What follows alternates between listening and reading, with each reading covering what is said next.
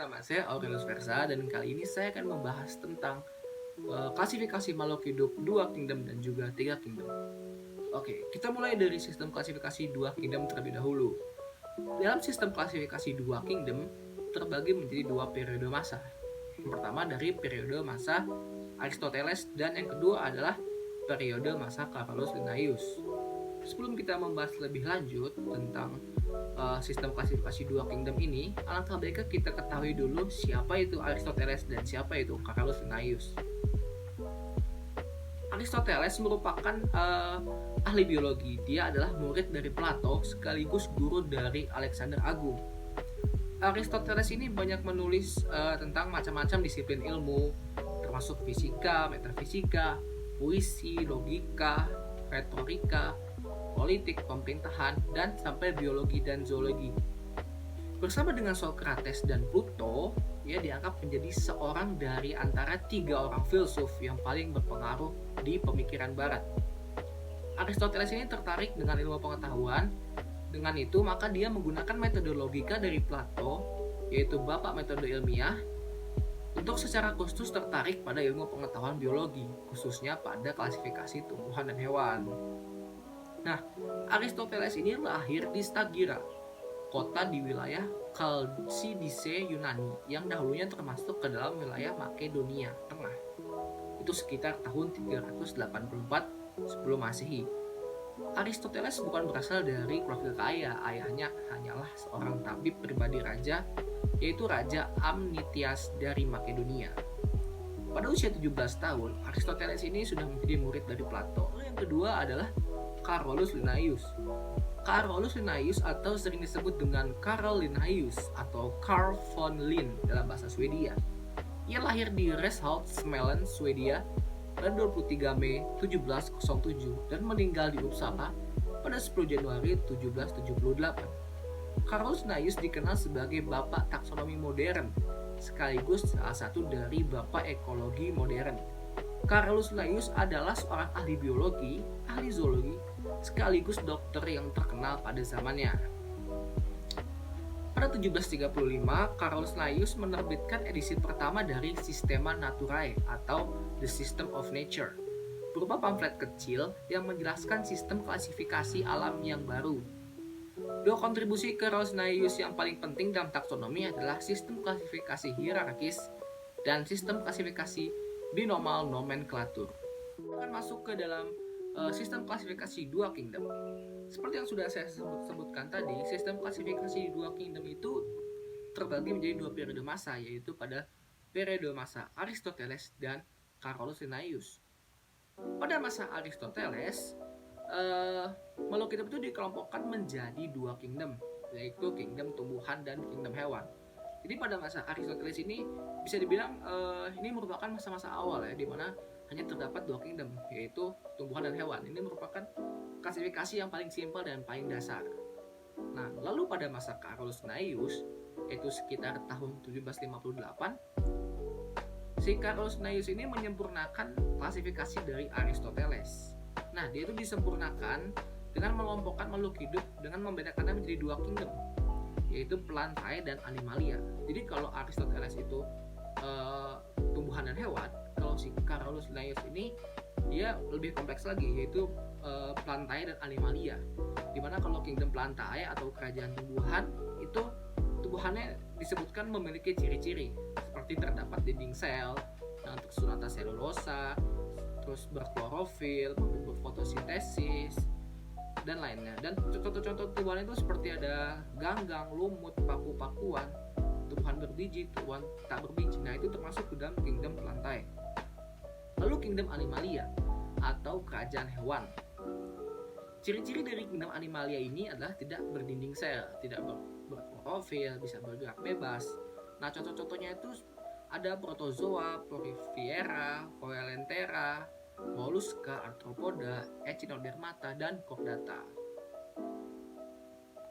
Oke, itu tadi sistem klasifikasi dua kingdom dari Aristoteles dan Carolus Linnaeus.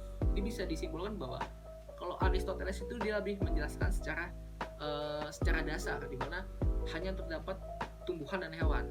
Sedangkan kalau Carolus Linnaeus ini menjelaskannya itu secara lebih rinci. Kayak seperti tadi yang sudah saya sebutkan tadi, kayak ada ciri-cirinya untuk tumbuhan dan untuk hewan juga ada ciri-cirinya. Seperti itu kita membahas klasifikasi dua kingdom yang dikemukakan oleh Aristoteles dan juga Carolus Linnaeus tadi. Selanjutnya kita akan masuk ke klasifikasi tiga kingdom, di mana klasifikasi tiga kingdom ini ditemukan oleh Ernst Haeckel pada tahun 1866. Sebelum kita bahas lebih lanjut tentang klasifikasi tiga kingdom, alangkah baiknya kita ketahui dulu siapa itu penemunya. Seperti yang sudah saya sebutkan tadi, penemunya adalah Ernst Haeckel.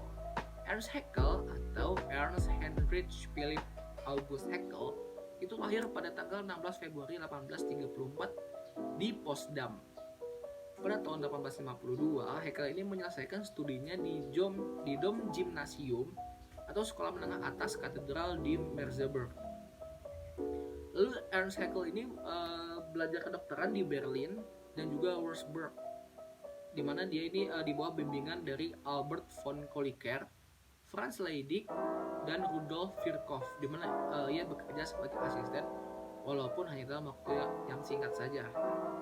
Nah, Ernst Heinrich atau Ernst Haeckel ini dikenal juga dengan von Haeckel, merupakan seorang ahli biologi ternama dari Jerman.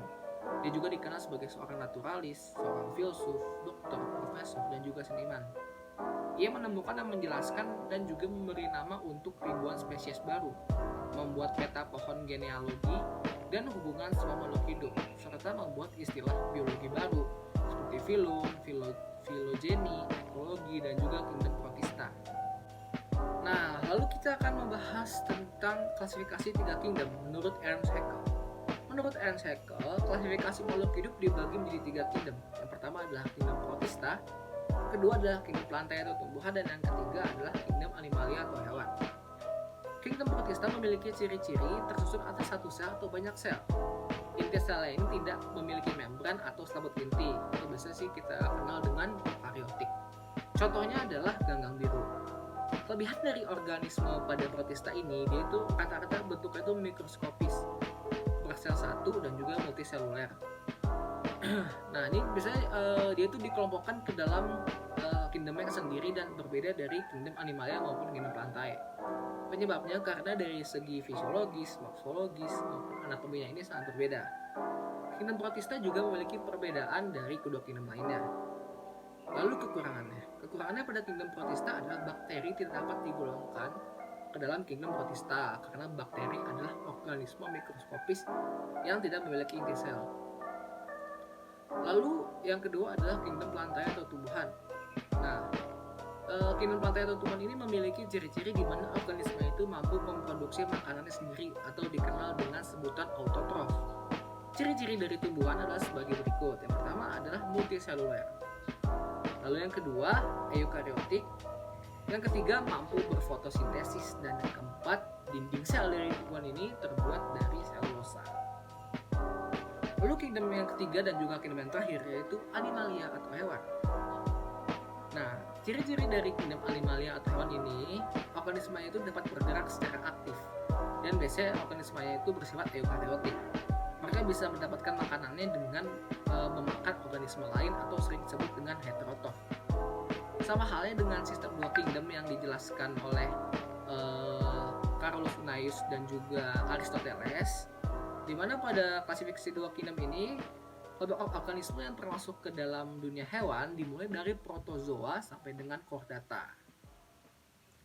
Nah, pengelompokan tiga kingdom menurut Ernst Haeckel ini mempunyai kekurangan, yaitu bakteri tidak bisa dimasukkan ke dalam tiga kingdom tersebut karena bakteri berukuran sangat kecil dan tidak memiliki membran inti sel sehingga tidak memenuhi persamaan ciri dari salah satu kingdom tersebut. Nah, itu dia penjelasan dari dua kingdom dan juga tiga kingdom. Selanjutnya teman saya akan menjelaskan klasifikasi makhluk hidup dengan kingdom yang lain. Saya Alvarianto Pratama, NPM 200802100. Penemu klasifikasi 4 kingdom adalah Herbert Faulkner Copeland. Lahir pada tahun 1902 dengan warga negara kebangsaan Amerika Serikat. Herbert Faulkner Copeland merupakan ahli biologi yang berperan dalam perkembangan teori 4 kingdom, di mana sistem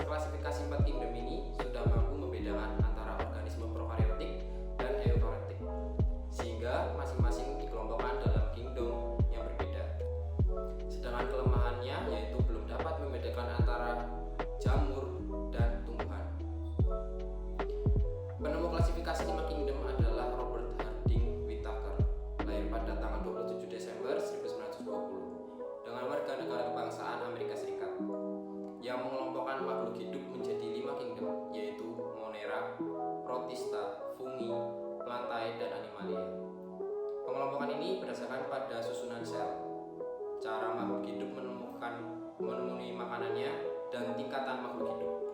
Saya Anastasia Bella Kristama dengan NPM 208-02106. Sistem klasifikasi 6 kingdom dikembangkan oleh ahli mikrobiologi Amerika Serikat bernama Carl Woese pada tahun 1977. Ia mengelompokkan makhluk hidup ke dalam 6 kingdom, yaitu Archaebacteria, Eubacteria, Protista, Fungi, Plantae, dan juga Animalia. Saya Anastasia Bella Kristama dengan NPM 208-02106. Sistem klasifikasi 6 kingdom dikembangkan oleh ahli mikrobiologi Amerika Serikat bernama Carl Woese pada tahun 1977.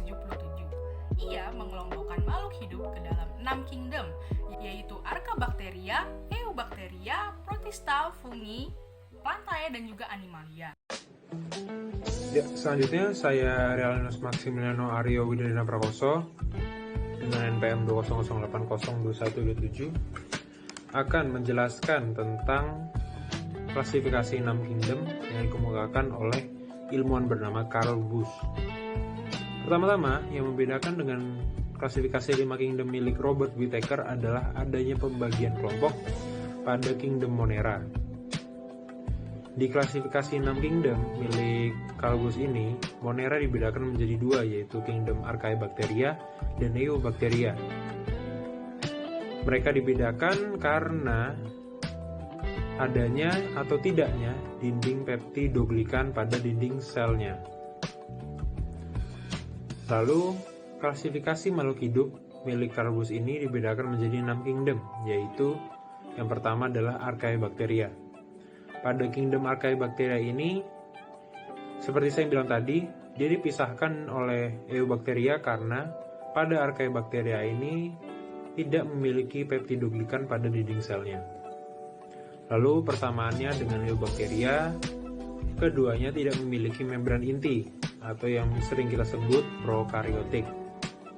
Adapun kelompok makhluk hidup yang termasuk dalam kingdom Archaebacteria ini, yang pertama adalah metanogen, yaitu jenis bakteri yang menghasilkan gas metana yang berguna untuk pembuatan biogas. Lalu yang kedua adalah kelompok thermoacidofil, yaitu jenis bakteri yang mampu bertahan hidup di keadaan suhu tinggi dan lingkungan yang berkadar asam tinggi. Lalu kelompok yang ketiga adalah halofil, yaitu jenis bakteri yang mampu bertahan di lingkungan dengan kadar garam yang tinggi.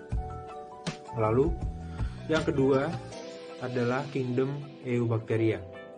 Pada kingdom ini terdiri dari bakteri yang merupakan Eubacteria itu sendiri dan juga Cyanophyta. Keduanya sama-sama tidak memiliki membran inti. Lalu, contoh dari Eubacteria adalah jenis-jenis bakteri yang umum ditemukan di lingkungan sekitar dan sebagian besar menyebabkan bermacam-macam penyakit. Seperti contohnya adalah Mycobacterium tuberculosis yang menyebabkan penyakit TBC. Lalu ada Escherichia sp yang tinggal di usus besar kita yang berguna dalam menjaga kelancaran sistem pencernaan kita. Tetapi ketika jumlahnya berlebihan akan menyebabkan infeksi saluran pencernaan atau diare.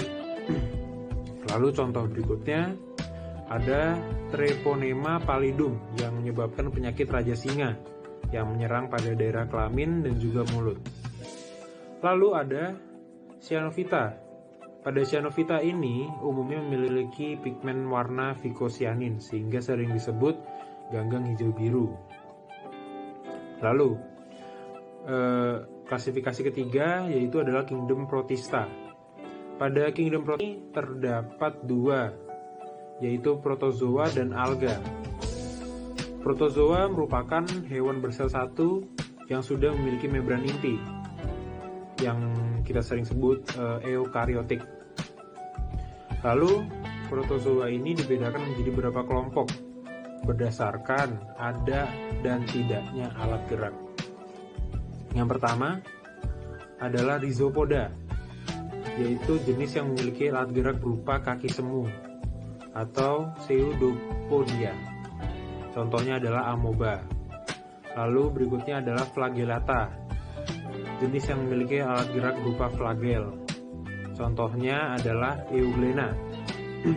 Lalu yang berikutnya adalah ciliata, jenis yang memiliki alat gerak berupa rambut getar atau cilia. Contohnya adalah paramecium. Lalu yang terakhir adalah sporozoa. Jenis ini tidak memiliki alat gerak.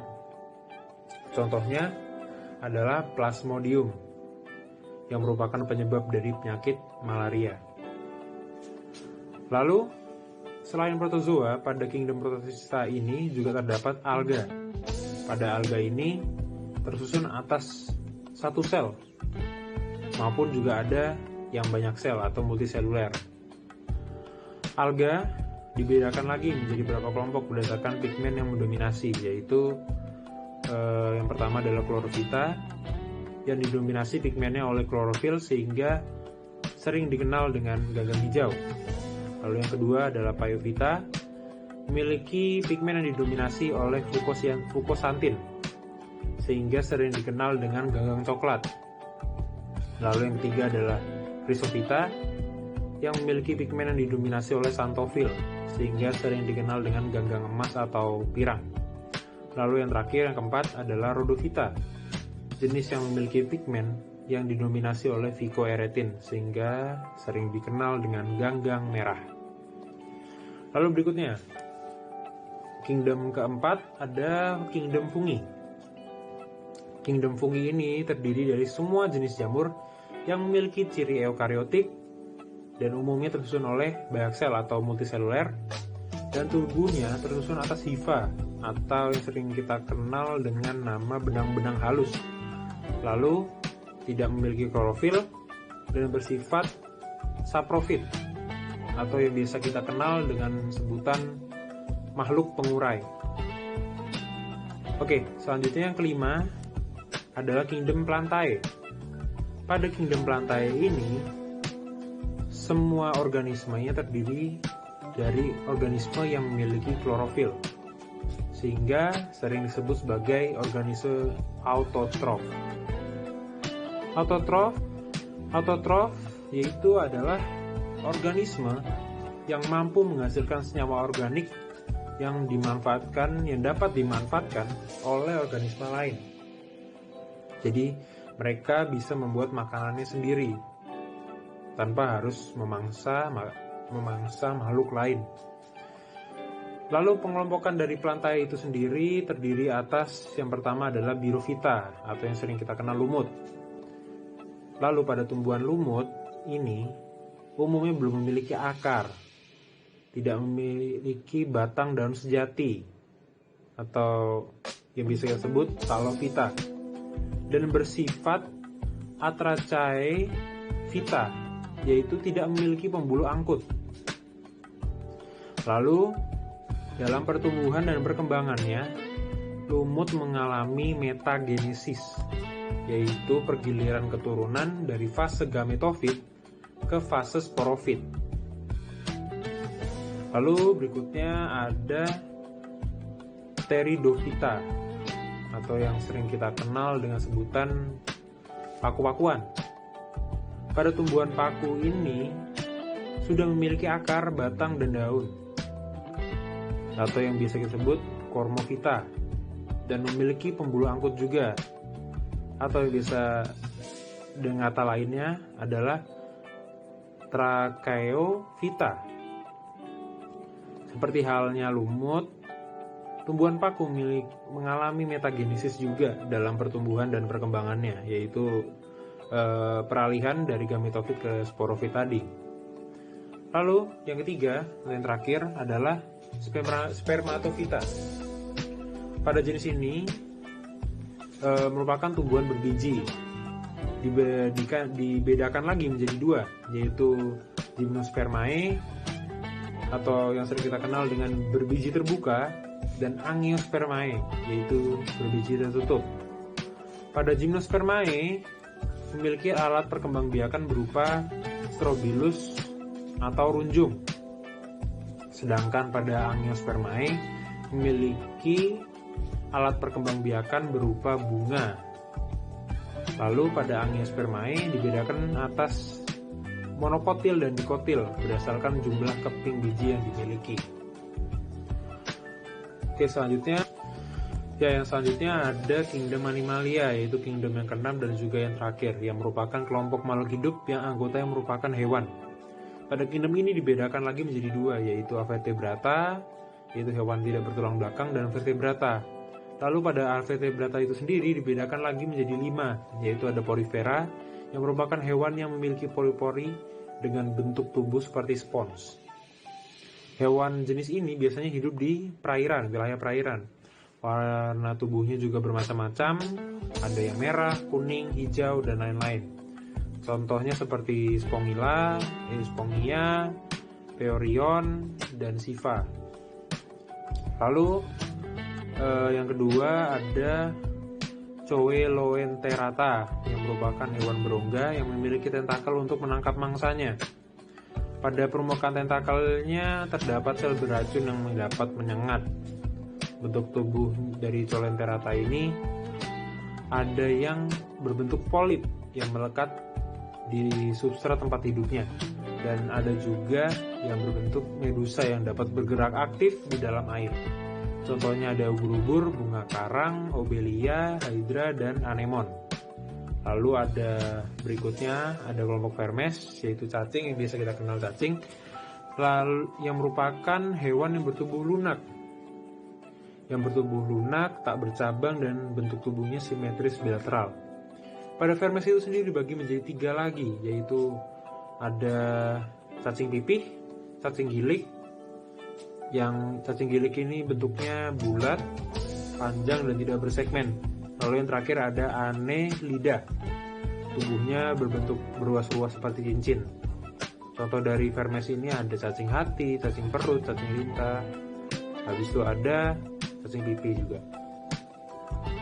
Lalu berikutnya ada Mollusca, atau yang biasa disebut hewan bertubuh lunak. Mollusca ini memiliki tubuh yang lunak, banyak lendir, terbungkus oleh mantel juga. Habis itu ada juga yang memiliki cangkang untuk menutup dan melindungi tubuhnya, seperti pada siput. Lalu pada Mollusca ini contohnya ada cumi-cumi, gurita, kerang, tiram, remis, dan siput itu tadi. Lalu berikutnya ada Arthropoda, yang bisa disebut sebagai hewan yang berbuku-buku. Hewan jenis ini pada bagian tubuhnya dibagi menjadi 3, yaitu ada kepala, dada, perut. Tubuh Arthropoda ini diselimuti oleh zat yang keras, yaitu yang biasa disebut dengan zat kitin, dan memiliki mata faset atau mata yang memiliki ribu-ribu mata kecil yang membentuk menjadi suatu kesatuan. Contohnya dari Arthropoda ini ada serangga, insekta seperti belalang, habis itu ada udang-udangan, krustasea seperti kepiting, lalu ada laba-laba, Aragonoidea seperti kalajengking, lalu ada lipan, Myriapoda seperti kelabang. Lalu pada Vertebrata dibedakan menjadi 5 kelompok lagi, yaitu antara lain ada Fishes, yaitu ikan, contohnya ada ikan mas, ikan pari, dan lain-lain. Lalu ada amfibia, hewan yang mampu bertahan hidup di 2 alam, yaitu darat dan air, contohnya katak.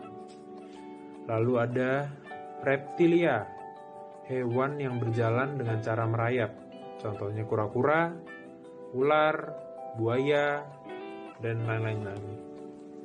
Lalu ada Aves, yaitu unggas, hewan yang tubuhnya tertutup oleh bulu, contohnya ada burung merpati, ayam, dan lain-lain. Lalu ada Mamalia.